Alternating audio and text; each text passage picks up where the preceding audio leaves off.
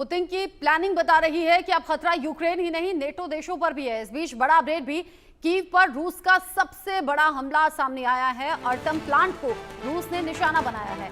Airport fuel tank को भी target किया गया है। रूस के हमले से यूक्रेन को बड़े नुकसान की खबर है। अर्टम प्लांट पर यह हमले की खबर, कुछ तस्वीरें भी सामने आ रही हैं। एयरपोर्ट फ्यूल टैंक को भी निशाना बनाया गया। रूस के हमले से यूक्रेन लगातार भारी तबाही झेल रहा है, देख रहा है। और यूक्रेन के साथ साथ अब नेटो देशों पर भी, यूक्रेन के साथ साथ नेटो देशों पर भी रूस कहर बरपा सकता है। ये आप देखिए तबाही की तस्वीरें हैं। यूक्रेन में जगह जगह ये तबाही के निशान हैं। प्रतिशोध की जो अग्नि है वो रूस की तरफ से और ज्यादा भीषण कर दी गई है, बढ़ा दी गई है और भड़का दी गई है।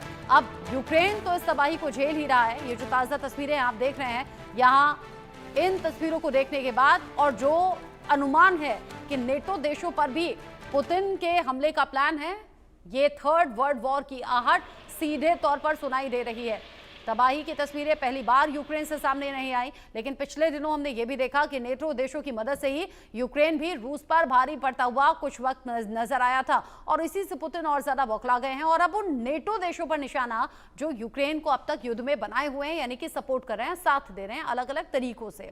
मेरे साथ इन हालात पर बात करने के लिए major general retired Anuj Mathur sir जुड़ गए हैं डिफेंस एक्सपर्ट के तौर पर। Group captain retired Tapesh Chaudhary ji जुड़ गए हैं डिफेंस एक्सपर्ट के तौर पर। प्रदीप कपूर मेरे साथ हैं पूर्व राजनयिक के तौर पर। पथिकृत पायने मेरे साथ में जुड़ गए हैं विदेश मामलों के जानकार के तौर पर। आप सभी का बहुत बहुत स्वागत इंडिया न्यूज पर। सबसे पहले अनुज माथुर सर, चूंकि 3 साल से ऊपर हो गए, रूस यूक्रेन जंग अब महाजंग में तब्दील हो गई, लेकिन अगर यह अनुमान है कि अब अगला निशाना नेटो देशों पर हो सकता है, तो क्या समझें? डायरेक्टली इनडायरेक्टली कह लीजिए, युद्ध तो अभी तक छिड़ा हुआ था, लेकिन अगर सीधा रूस हमला करता है तो आगे क्या होगा? रचना, जय हिंद। सबसे पहले तो मैं आपको ये बताना चाहता हूं कि रूस की और खास करके पुतिन की एक ख्वाहिश है कि वो जो लॉस्ट सोवियत ग्लोरी है, देखिए वो जो समय था सोवियत संघ वाला, उसको कहीं ना कहीं अपने दिमाग में उनके ये बात चल रही है और वो कहीं ना कहीं चाहते हैं कि वो जो Soviet glory, lost Soviet glory है, उसको पा सकें। और उसके लिए उनको करना पड़ेगा कि वो जो ईस्टर्न यूरोपियन कंट्रीज हैं जो कि पहले वार्सो पैक्ट के अंदर थी, वो किसी प्रकार से दोबारा उनके पाले में, उनके खेमे में आती हुई नजर आए।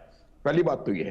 दूसरी बात देखिए, जो उनकी यूक्रेन की जो लड़ाई है, उसकी जो मूल वजह थी, वो मूल वजह वही थी कि जब सोवियत संघ का विघटन हुआ, तब नाटो को उन्होंने कहा कि भाई नाटो वार्सो पैक्ट का काउंटर बैलेंस था और जब वार्सो पैक्ट रहा ही नहीं तो अब नाटो का क्या औचित्य है। अब उनको कहा गया था कि NATO will not move an inch eastwards. हुआ क्या? इवेंचुअली आपने देखा 1991 से लेकर के आज तक दो तीन देशों को छोड़ के तमाम वार्सो पैक्ट कंट्रीज जो है वो नाटो में शामिल हो गई। तो ये रूस की सिक्योरिटी को बहुत बड़ा खतरा था। तो इस वजह से उन्होंने ये पहले जॉर्जिया में कोई अटेम्प्ट हुआ था कि उनको नाटो में शामिल करेंगे, तो वहां एक मिलिट्री एक्शन किया गया। फिर उसके बाद उन्होंने 2014 में क्रिमिया को ले लिया और अब वो यूक्रेन को चाहते हैं कि किसी भी कीमत पे यूक्रेन जो है वो ना तो नाटो में जाए और ना नाटो की कोई सेनाएं वहां पर आ पाए किसी भी प्रकार से, और हो सके तो यूक्रेन का डीमिलिटराइजेशन किया जाए और उसको एक बफर जोन की तरह इस्तेमाल किया जाए। ये उनकी सोच है। उसके अलावा वो चाहते हैं कि बाल्टिक में जो देश हैं, उन बाल्टिक के देशों को भी किसी प्रकार से वो अपने खेमे में लाना चाहते हैं। आप देखिए वहां पर रूस की समस्या उतनी नहीं है जितनी समस्या बाकी नाटो देशों की है। नाटो को आज क्या हो रहा है? अमेरिका ने कुछ समय से नाटो से हाथ खींचना शुरू कर दिया है। अब नाटो को यह रियलाइज हो रहा है, रचना, कि उनको एक नए सिक्योरिटी आर्किटेक्चर की आवश्यकता है यूरोप की, जो कि अमेरिका के बगैर या अमेरिका की कम सहायता से उस सिक्योरिटी आर्किटेक्चर को वो वहां पर आगे बढ़ा सकें और यूरोप की सुरक्षा कर सकें सोवियत संघ से, के जो पुराना जो उनका सोवियत संघ का जो जो जो सोच विचार है उससे, और प्रेजेंट करंट रूस से। अब देखिए यहां पर क्या हो रहा है कि जर्मनी ने अपनी एक ब्रिगेड लातविया में डिप्लॉय कर दी है। जो नाटो के सैनिक हैं वो आगे आगे बढ़ते चले जा रहे हैं। नाटो की समस्या, मेरी समझ से ये है कि नाटो के में सारे, जब तक अमेरिका कंट्रोल कर रहा था ठीक था, अब क्या है कि सब देश जो हैं अपने आप को नंबर 1 साबित करने में लगे हुए हैं, चाहे वो जर्मनी हो, फ्रांस हो, स्पेन हो, ब्रिटेन हो।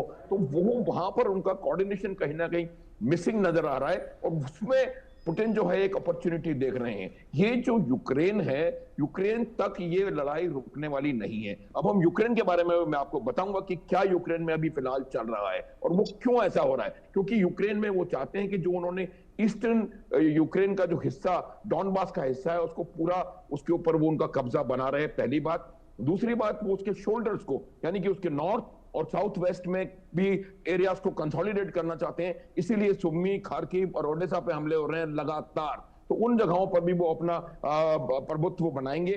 उसके अलावा उन्होंने वेस्टर्न यूक्रेन में और कीव के ऊपर घातक हमले करने शुरू कर दिए। रचना, मैं आपको एक बात साफ बता देना चाहता हूं कि देखिए, रूस जो है वो यूरोप के किसी भी देश से मीलों आगे है, इकोनॉमी में भी और जो स्ट्रेटेजिक मिलिट्री जो उनका हार्डवेयर है और उनकी कैपेबिलिटी जो है, जो उनकी मिसाइल फोर्सेस हैं, जो उनकी ड्रोन मिसाइल, जो AI enabled drone missile forces हैं, वो कहीं ज्यादा आगे हैं। और उनको ये इसका भी बात का भी आगाज जो है, आगाज उनको हो रहा है यूरोप, नाटो कंट्रीज को। और यही वजह है कि नाटो का जो चेयरमैन कहता है कि